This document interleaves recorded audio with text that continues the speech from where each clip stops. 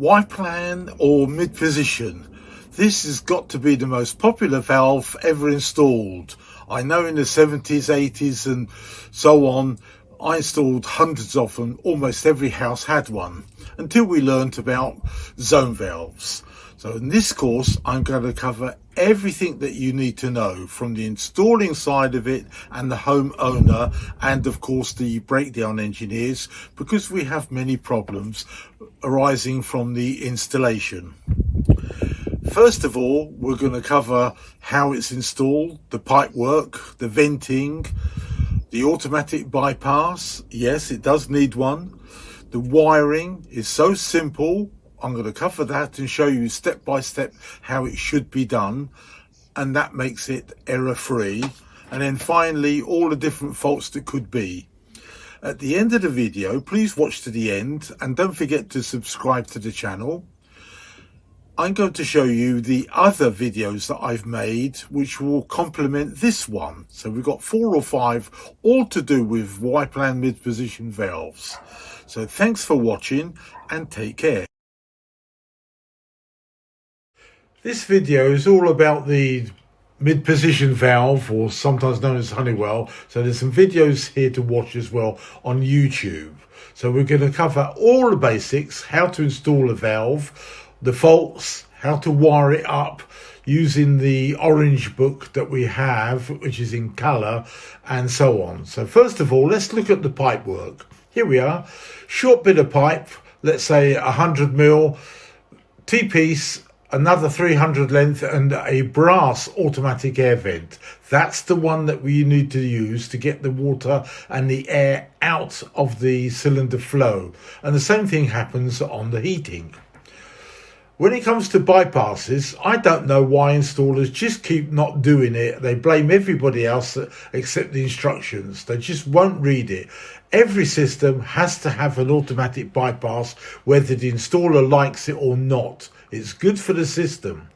And here we've got a chart that we all follow through, just reminding installers this should not really be in a 3-bedroom semi, because you can only have 13 kilowatts of radiators.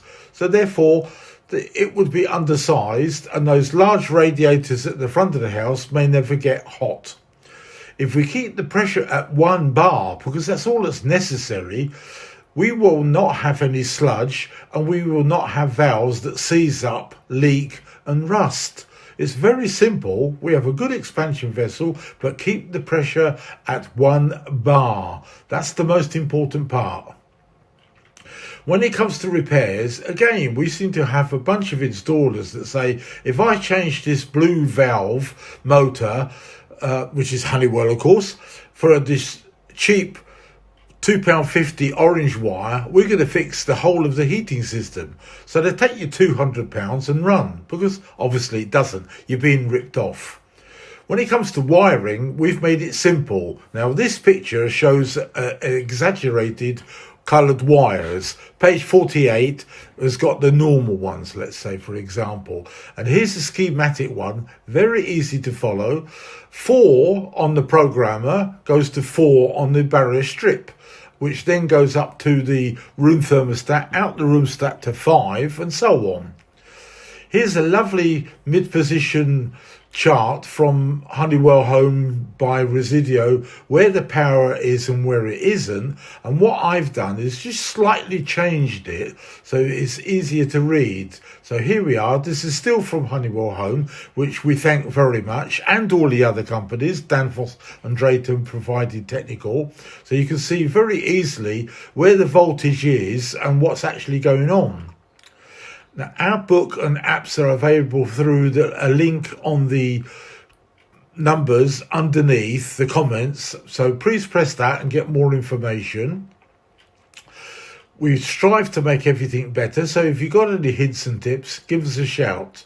And once again, please have a look at some of these other videos, because they will help out with all the different problems that we have. So we've got 2 books, 9 apps, all ready to go for the installer, breakdown engineer and the homeowner stroke DIY.